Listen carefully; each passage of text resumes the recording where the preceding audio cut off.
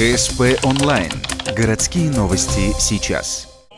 Пятница, 15:00, поселок Ярига. Вблизи спорткомплекса «Шахтер» открывается новая волейбольно-баскетбольная площадка.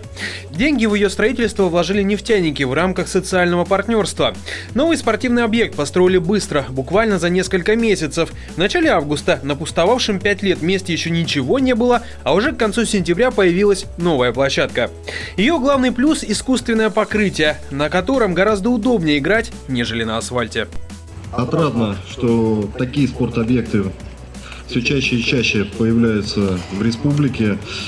Очень рады, что есть социально ориентированные бизнесмены, бизнес социально ориентированный, которые вкладываются в спортивную инфраструктуру. Это подспорье не только для занятия массовым спортом, но и очень бы хотелось, чтобы на таких площадках зажигались наши звездочки. Как заметили на открытии, площадке не придется пустовать. Еще одна есть только в самом спорткомплексе и, естественно, постоянно занята. 7 октября на площадке свою первую тренировочную игру сыграла местная баскетбольная команда «Шахтер».